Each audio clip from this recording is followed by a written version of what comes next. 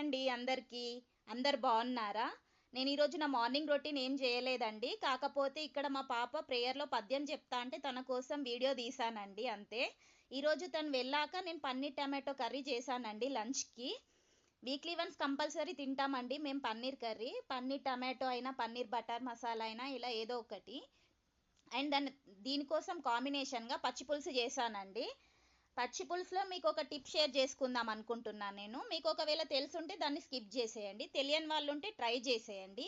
పచ్చి పులుసు ఇప్పుడు మనం చింతపండు పులుసు తీసుకొని పక్కన పెట్టుకున్నాక మనం పోపు ఎండుమిరపకాయలతో చేసుకుంటాం కదా, అలా కాకుండా ఇట్లా పచ్చి మిరపకాయలని స్టవ్ మీద పెట్టి కాల్చుకొని మనం పేస్ట్ చేసి మనం పులుసు తీసుకున్నాం కదా దానిలో మిక్స్ చేసి తర్వాత మనం పోపు తీసుకొని దానిలో వేసుకుంటే చాలా బాగుంటుందండి.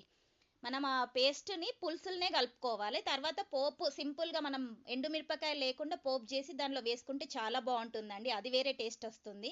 ఒకసారి ట్రై చేయండి. ఇక్కడ మా పచ్చి పులుసు కూడా రెడీ అయిపోయిందండి, ఒకసారి చూసేయండి. ఇంకా అంతే అండి. థ్యాంక్ యూ అండి.